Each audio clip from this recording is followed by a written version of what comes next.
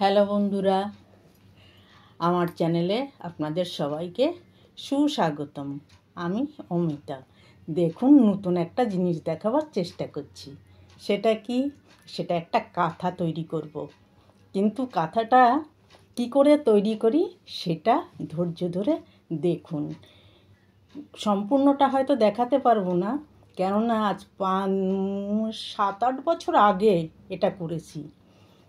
দিয়ে এটা আমার 6টা কাপড় নিয়েছি। 6টা কাপড় নিয়ে সমস্ত কাপড়টাকে হাফ করে কেটেছি। কেটে তারপর ওটাকে একটা একটা করে পেতেছি।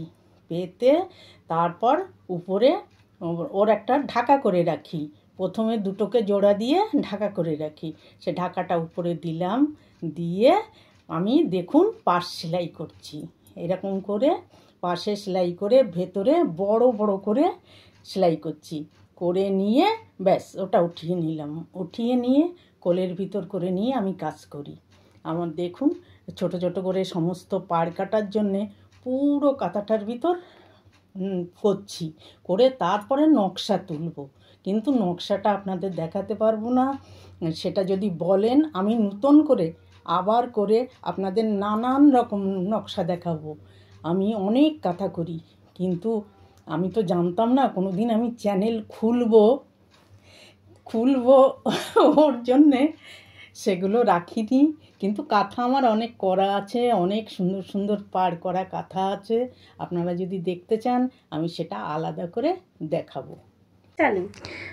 পাড় কাটার কত নাম আছে, সেসব হয়তো এখন কেউ বলে না, অন্য অন্য নাম বলে। আর আমি যখন করেছি আমি অনেক ছোটোর থেকে এসব জানি বা করতে পারি। হ্যাঁ, তা দিয়ে অনেককে করে করেও দিয়েছি।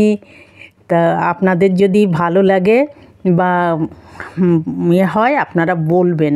হ্যাঁ, নানান রকম সুতো দিতে হয়, এতে নানান রকম সুতো দিয়ে সুন্দর করে এটাকে করতে হয়। সবাই যাতে ভালো বলে, নিজেরও তো ভালো লাগে না, এটাই বড় আনন্দ। সবাই ভালো থাকবেন, সুস্থ থাকবেন। আর যদি আমার ভিডিওটি আপনাদের ভালো লাগে তাহলে লাইক, শেয়ার, সাবস্ক্রাইব করবেন। এখন রাখলাম, আবার দেখা হবে। আমি অমিতা।